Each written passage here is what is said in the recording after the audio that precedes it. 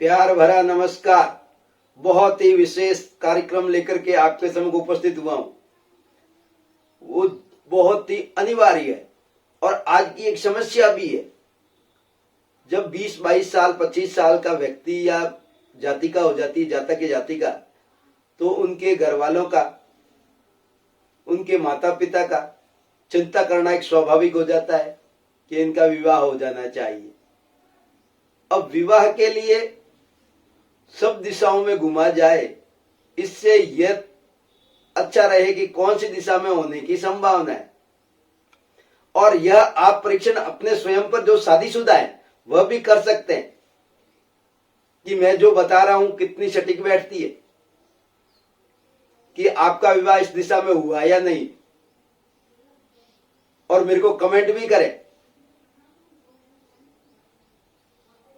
वैसे एक कहावत भी है, जोड़े स्वर्ग से तय होकर आते हैं और उनका मिलना पृथ्वी पर निर्धारित समय में विवाह संस्कार होना तय है।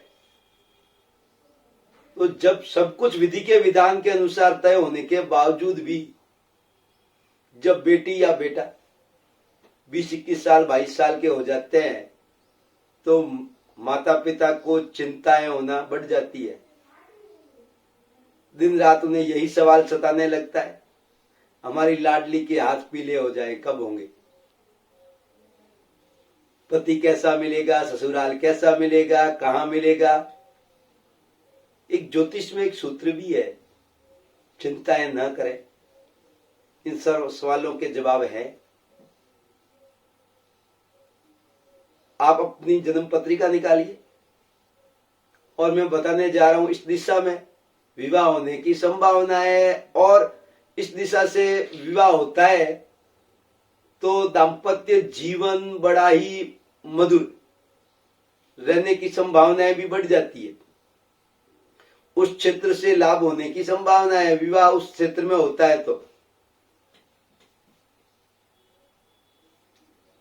मैं पूर्णता से आपको बताऊंगा। आप जो शादीशुदा है वह भी इसका परीक्षण कर ले कि ये कितना सटीक बैठता है और विवाह कब होगा। उसके लिए काफी सारे सूत्र है, एक दो सूत्र तो मैं आपके सम्मुख रखूंगा। सप्तमेश, जब हमारी जन्म कुंडली में लगन होता है, लगन के ठीक सामने सप्तम भाव होता है, दाम्पत्य जीवन का होता है। पति का है तो पत्नी का होता है, पत्नी का है तो पति का होता है।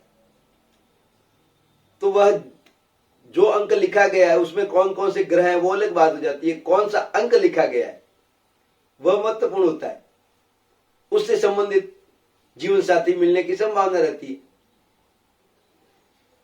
तो सप्तमेश आपकी लगन है, वह विचार है, व्यक्तित्व है, स्वास्थ्य है, और उसका 7वां भाग। तो सप्तमेश जिस राशि वह नवमास में हो, दोनों में जो बलवान हो, सप्तमेश जिस राशि में हो, जो अंक लिखा गया उसका स्वामी कहां जाकर के बैठा है, या नवमास में हो, तो इन दोनों में से जो बलवान हो उसकी दशा काल में जब गुरु में गोचर सप्तमी स्थिति राशि से त्रिकोण में आने पर विवाह होने की संभावना रहती है। और देव गुरु भी इसका कारक है। देव गुरु गोचर स्थिति में लगन में अगर आ गया है, आपके तृतीय भाव में आ गया है। तृतीय भाव का और लगन का कारण क्या? जब लगन में बैठेगा तो सप्तम भाव को देखेगा। तो देव गुरु जहां जहां देखते हैं, मैंने पहले भी कहा है, जहां जहां देखते हैं वहां शुभता लाते हैं, शुभ मांगलिक कार्य करवाते हैं। तो वहां से 7वीं दृष्टि लगन से सीधी सप्तम भाव पर होगी। फिर तृतीय भाव में बैठेंगे तो 5वीं दृष्टि देवगुरु की सप्तम भाव में होगी। और फिर 5म भाव में देवगुरु हो, त्रिकोण में गोचर में अगर हो तो वहां से भी हालांकि दृष्टि नहीं होती, लेकिन वहां से शुभ दृष्टियां कुछ जगह ऐसी जगह होती है जिससे विवाह की संभावनाएं बढ़ जाती है। लगन पे हो जाने से आपके विचारों को देखेंगे। फिर सप्तम भाव में गोचर कर रहे हैं या भाग्य भवन में गोचर कर, नवमें भाव में गोचर कर रहे हैं या एकादश भाव यानी कि 11वें भाव में गोचर कर रहे हैं, तो वहां से भी 11वें घर से भी नवमी दृष्टि सप्तम भाव पर होगी। तो यहां अविवाहित व्यक्तियों के विवाह के संबंध, विवाह के प्रस्ताव आना, विवाह तय होना, ये सब मामला होने की संभावनाएं बढ़ जाती है।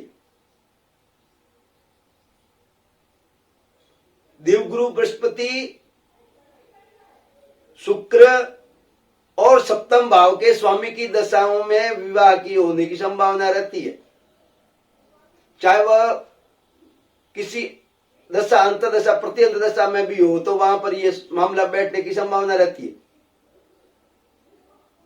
जब शुक्र और चंद्र में जो बलि हो और उसकी महादशा या अंतर्दशा काल में बलि ग्रह से त्रिकोण में गुरु आने पर भी विवाह होने की संभावना रहती है। अब कौन सी दिशा में होने की संभावना रहेगी? अगर आपकी मेष राशि है तो सप्तम भाव में तुला होगा, तो पूर्व दिशा की और संभावनाएं बढ़ जाती है। आपकी विवाह होने की, विवाह के प्रस्ताव आने की, चाहे लड़का है चाहे लड़की है, कन्या है, जातक जातिका के जो भी जातक है, तो जातिका यहां से मिलने की, दाम्पत्य जीवन यहां से बनने की संभावना रहेगी। पूर्व दिशा की और प्रयास किया जाए और गोचर में गुरु की अच्छी स्थिति है और सप्तम भाव की दशा चल रही है, अंतर्दशा चल रही है, प्रत्यंत दशा चल रही है, तो पूर्व दिशा की और संभावनाएं बढ़ जाएगी। पूर्व दिशा से कहीं ना कहीं से विवाह के प्रस्ताव आने की यहां से प्रयास करना चाहिए। अगर आपकी वृषभ राशि है, चाहे जातक की है चाहे जातिका की है, तो सप्तम भाव में होगी वृश्चिक। वृश्चिक दिशा, यह वृश्चिक राशि यह घोषणा करती है कि दक्षिण दिशा की और संभावनाएं बढ़ रही है। आपकी विवाह के प्रस्ताव दक्षिण दिशा से आए या दक्षिण दिशा में प्रयास किया जाए या दक्षिण दिशा में आपकी शादी होती है, तो दाम्पत्य जीवन मधुर रहता है। अगर आपके लगन में मिथुन राशि है या लगन मिथुन राशि का है, तो आपके सप्तम भाव में धनु होगा, तो उत्तर दिशा की ओर संभावनाएं बढ़ जाती है।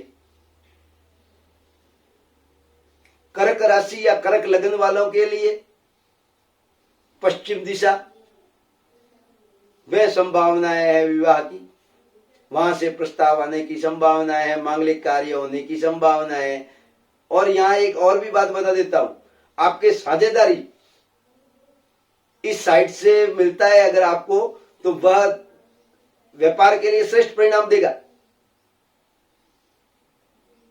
अब सिंह राशि वालों के लिए पश्चिम दिशा, कन्या राशि वालों के लिए उत्तर दिशा, तुला राशि वालों के लिए दक्षिण की संभावना है।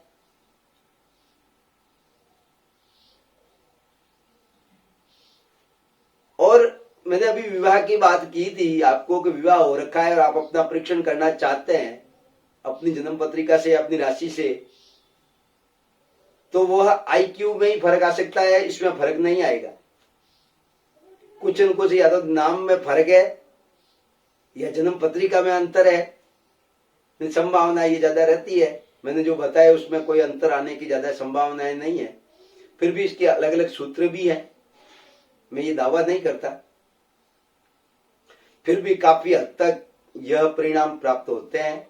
अब वृश्चिक राशि वाले हैं तो पूर्व दिशा की ओर संभावना रहेगी। अब धनु राशि वाले हैं तो ईशान कोण से भी चांसेस बनते हैं, जो कि ईशान कोण दक्षिण और पूर्व के मध्य में आया हुआ है। पूर्व और उत्तर के मध्य ईशान कोण है, उस दिशा से या दक्षिण पश्चिम के मध्य नृत्य कोण में भी संभावनाएं बनती है। धनु राशि वालों के लिए। अब मकर राशि वालों के लिए अग्निकोण, अग्निकोण कौन सा? जो कि दक्षिण और पूर्व के मध्य स्थिति की और विवाह की संभावना है, वहां से विवाह होने की संभावना रहती है, उस दिशा से आपके संबंध बन सकते हैं, वहां से प्रयास किया जाए तो। अब कुंभ राशि वाले हैं तो मध्य में ही कहीं पर, पूर्व में या आपके घर के नजदीक में ही कहीं विवाह के प्रस्ताव आने की संभावना रहती है। अब मीन राशि वालों के लिए फिर ईशान कोण ही आता है, जो कि पूर्व दिशा और उत्तर के मध्य की संभावनाएं प्रकट की जा रही है।